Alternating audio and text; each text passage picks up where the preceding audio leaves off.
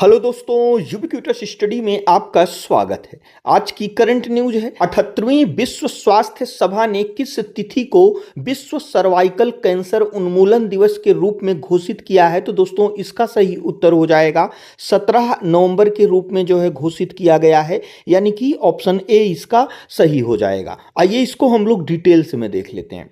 दोस्तों 78वीं विश्व स्वास्थ्य सभा ने मई 2025 में एक ऐतिहासिक निर्णय लेते हुए विश्व सर्वाइकल कैंसर उन्मूलन दिवस को आधिकारिक रूप से एक वार्षिक वैश्विक स्वास्थ्य दिवस के रूप में मान्यता प्रदान की।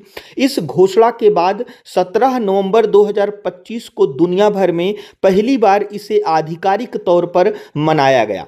दोस्तों विश्व सर्वाइकल कैंसर उन्मूलन दिवस यानी कि दोस्तों सर्वाइकल कैंसर को पूरी तरह से खत्म करने के लिए विश्व स्वास्थ्य सभा ने प्रत्येक 17 नवंबर को विश्व सर्वाइकल कैंसर उन्मूलन दिवस के रूप में जो है मनाए जाने की घोषणा की, जो पहली बार 17 नवंबर 2025 को पूरी दुनिया में मनाया गया। वहीं पे दोस्तों अगर हम सर्वाइकल कैंसर की बात करें, यह क्या होता है तो दोस्तों इसको गर्भाशय ग्रीवा का कैंसर भी कहा जाता है।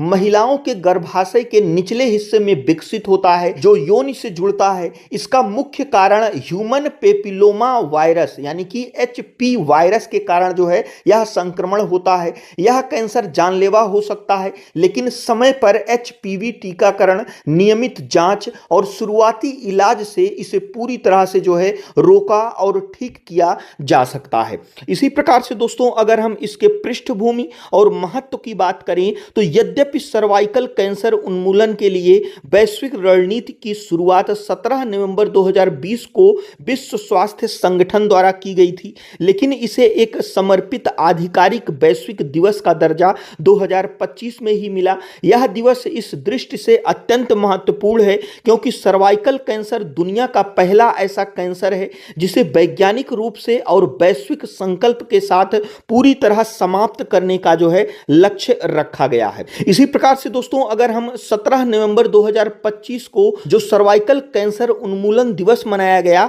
इसके थीम की अगर हम बात करें तो इसकी थीम है act now eliminate cervical cancer, यानी कि अभी कार्य करें, सर्वाइकल कैंसर को समाप्त करें। और अगर हम 90-70-90 के लक्ष्य की बात करें, इस आधिकारिक मान्यता का मुख्य उद्देश्य 2030 तक WHO के 90-70-90 लक्ष्यों को प्राप्त करने की गति को तेज करना है। और वहीं पे दोस्तों अगर हम 90-70-90 की बात करें, इसका मतलब क्या हुआ तो इसमें दोस्तों जो पहला 90 है इसका मतलब है कि 90% लड़कियों का 15 वर्ष की आयु तक पूर्ण HPV टीकाकरण। वहीं पे अगर हम 70 की बात करें तो इसका मतलब हुआ 70% महिलाओं की 35 और 45 वर्ष की आयु में उच्च गुणवत्ता वाली स्क्रीनिंग। और दोस्तों वहीं पे अगर हम दूसरा जो 90 है उसकी बात करें तो इसका मतलब हुआ कि 90% पहचान की गई महिलाओं का उचित उपचार सुनिश्चित करना है।